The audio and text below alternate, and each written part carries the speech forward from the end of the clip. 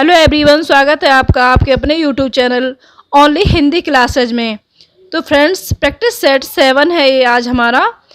तो 1 से लेके 20 तक के इसमें क्वेश्चन हैं। तो ये क्लास बहुत ही महत्वपूर्ण होने वाली है आप सबके लिए। और फ्रेंड्स, ये क्लास हर एग्ज़ाम के लिए इम्पोर्टेंट है, क्योंकि इसमें व्याकरण है, हिंदी व्याकरण है। और हिंदी व्याकरण सभी परीक्षाओं में पूछा जाता है।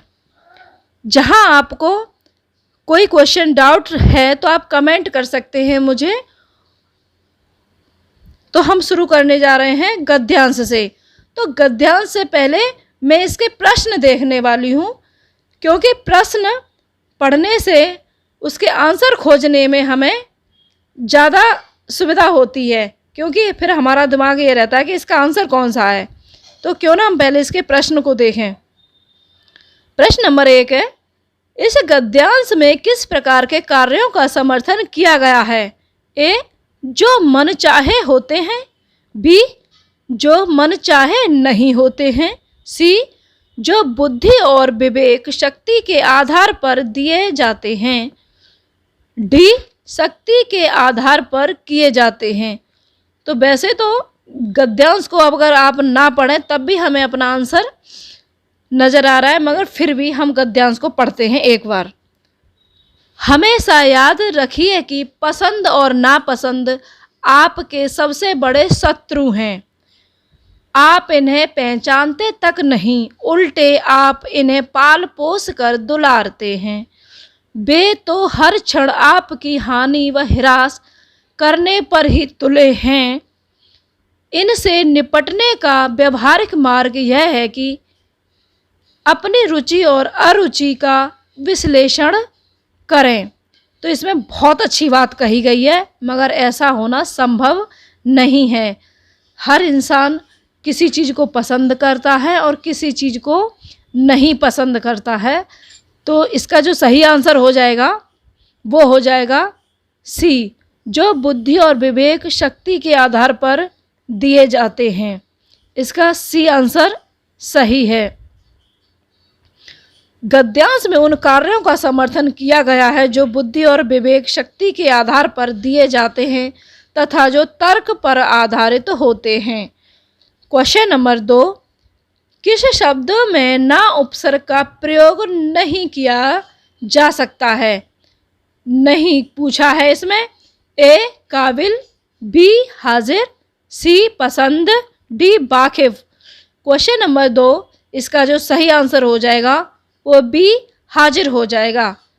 हाजिर शब्द में ना उपसर्ग का प्रयोग नहीं किया जा सकता है। ना काबिल, ना वाकिफ, ना पसंद। ना काबिल, ना वाकिफ, ना पसंद, इसमें ना उपसर्ग का प्रयोग किया जा सकता है, हाजिर में नहीं किया जा सकता। क्वेश्चन नंबर 3, सदा सच बोलना चाहिए किस प्रकार का वाक्य भेद है? ए, संदेहवाचक। बी, इच्छावाचक। सी, आज्ञावाचक। डी, संकेतवाचक। क्वेश्चन नंबर 3 का जो सही आंसर हो जाएगा वो बी हो जाएगा, इच्छावाचक। सदा सच बोलना चाहिए, यह इच्छावाचक वाक्य है। इच्छावाचक वाक्य में किसी की इच्छा या शुभ कामना का बोध होता है। क्वेश्चन नंबर 4 है, उद्धरण के लिए प्रयुक्त किए जाने वाला चिन्ह है? ए, बी, निर्देशक चिन्ह, इसको डैश भी कहते हैं।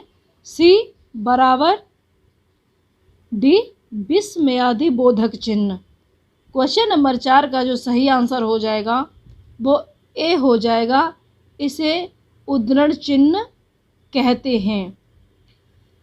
यह उद्धरण चिन्ह के लिए प्रयुक्त किया जाने वाला चिन्ह है जब किसी कथन को जैसा का तैसा उद्धृत करना हो तो उद्धरण चिन्ह का प्रयोग करते हैं।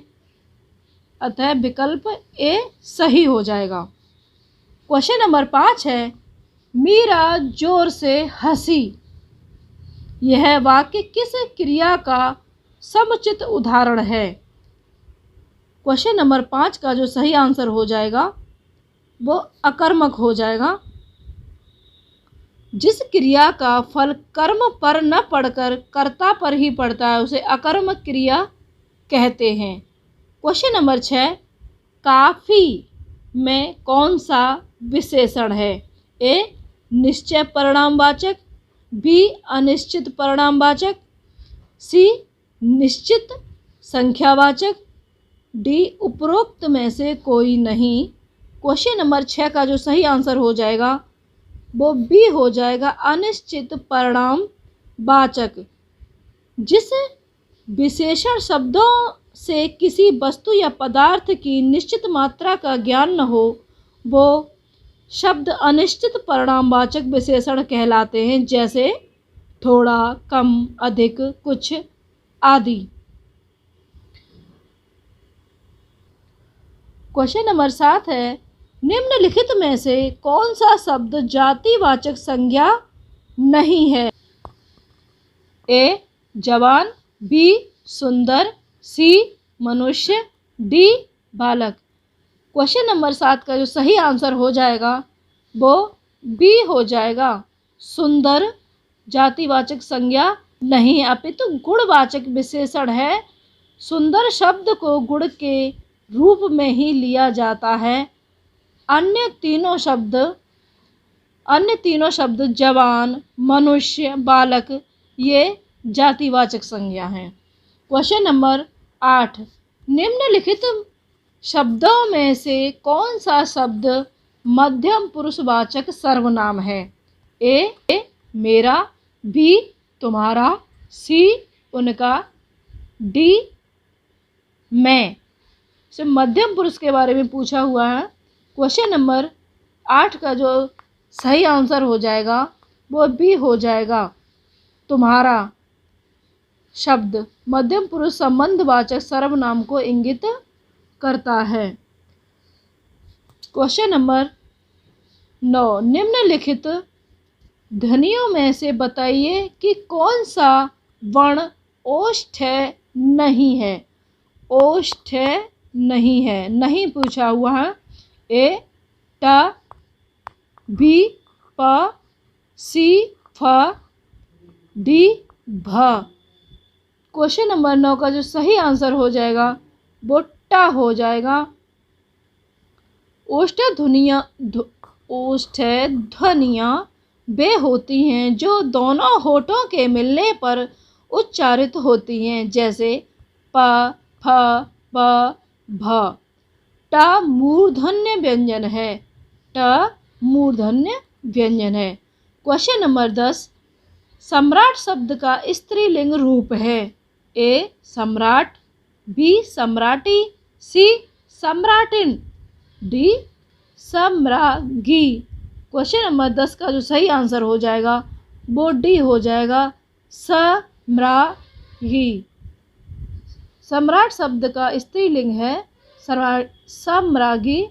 सम्राट जो शासन को चलाता है उसकी पत्नी को साम्राज्ञी कहते हैं।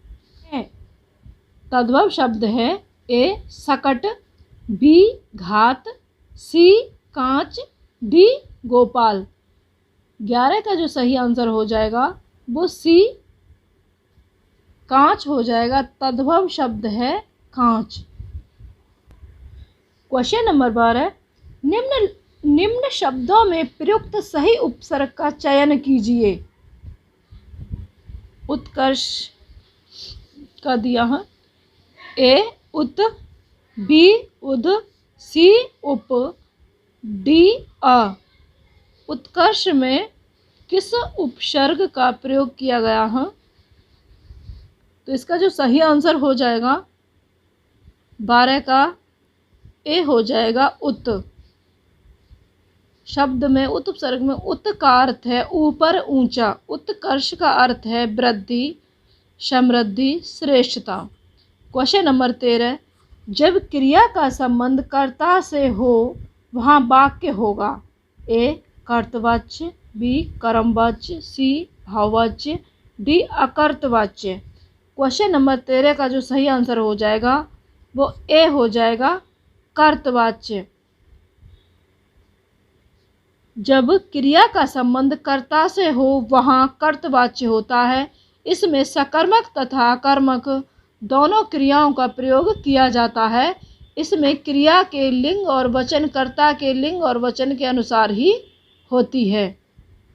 क्वेश्चन नंबर 14, किस समास में दोनों पद मिलकर एक नया अर्थ प्रकट करते हैं? ए बहुव्रीहि, बी द्वंद्व, सी कर्मधारय, डी तत्पुरुष। क्वेश्चन नंबर 14 का जो सही आंसर हो जाएगा वो ए हो जाएगा।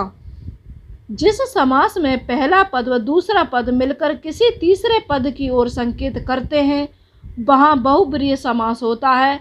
जैसे चतुर्भुज, गजानन, पीताम्बर, कमल नयन। जिस समास के दोनों पद प्रधान हो वहाँ द्वंद्व समास होता है। जैसे माता पिता, भाई बहन, पिता पुत्र। जिस समास का पहला पद विशेषण तथा दूसरा पद विशेष्य संज्ञा हो वहाँ कर्मधारय समास होता है। जैसे महाकवि, पीत सागर, महावीर, महात्मा। तत्पुरुष समास में दूसरा पद प्रधान होता है। जैसे राजपुत्र, कठफोड़वा, चिड़ीमार, देशभक्ति। क्वेश्चन नंबर 15 है, निम्नलिखित प्रश्न में प्रयुक्त अलंकार भेद का चयन करें। माया महाठगिनी हम जानी, तिरगुन फांस लिए कर डोले, बोले मधुरी वाणी। ए श्लेष, बी यमक, सी रूपक, डी अनुयुक्ति। क्वेश्चन नंबर 15 का जो सही आंसर हो जाएगा वो ए हो जाएगा, श्लेष। प्रश्नोक्त पंक्ति में श्लेष अलंकार द्रष्टव्य है। जब किसी शब्द के एक से अधिक अर्थ हों वहाँ श्लेष अलंकार होता है। क्वेश्चन नंबर 16, किसी वस्तु को प्राप्त करने की तीव्र इच्छा। ए अपेक्षित, बी अभ्यंतर, सी अभीप्सा, डी अरसिक। क्वेश्चन नंबर 16 का जो सही आंसर हो जाएगा वो सी अभीप्सा हो जाएगा। किसी वस्तु को प्राप्त करने की तीव्र इच्छा अभीप्सा, किसी वस्तु का भीतरी भाग अभ्यंतर, काव्य संगीत आदि का रस लेने की असमर्थ अरसिक। ये इनके आंसर। क्वेश्चन नंबर 17, क्षुधा, क्षुधा शब्द का विलोम है। ए तृण, बी तृष्ण, सी तृप्ति, डी मृग तृष्णा। क्वेश्चन नंबर 17 का जो सही आंसर हो जाएगा वो सी हो जाएगा। क्षुधा शब्द का अर्थ है भूखा और उसका विलोम शब्द है तृप्ति तथा क्षोधित का विलोम तृप्त होता है। तृष्ण का वितृष्ण, मृग तृष्णा वास्तविकता। क्वेश्चन नंबर 18, जुगुप्सा किस रस का स्थायी भाव है। ए अद्भुत, बी भयानक, सी बीभत्स, डी रौद्र। क्वेश्चन नंबर 18 का जो सही आंसर हो जाएगा वो सी हो जाएगा। बीभत्स रस, बीभत्स यानी घृणा। जब किसी काव्य को पढ़कर मन में घृणा आए तो बीभत्स रस होता है। क्वेश्चन नंबर 19, इनमें से सरस्वती पत्रिका के संपादक का नाम क्या है। ए हजारी प्रसाद द्विवेदी, बी अयोध्या सिंह उपाध्याय, सी Balkrishna Bhatt, D Mahavir Prasad Dwivedi. Question number 19 का जो सही आंसर हो जाएगा वो डी हो जाएगा। सरस्वती पत्रिका के संपादक का नाम महावीर प्रसाद द्विवेदी है। सरस्वती पत्रिका का संपादक महावीर प्रसाद द्विवेदी द्वारा किया गया है। महावीर प्रसाद द्विवेदी 1903 में सरस्वती पत्रिका के संपादक बने थे। हिंदी प्रदीप 1877 नामक पत्रिका के संपादक में बालकृष्ण भट्ट हैं।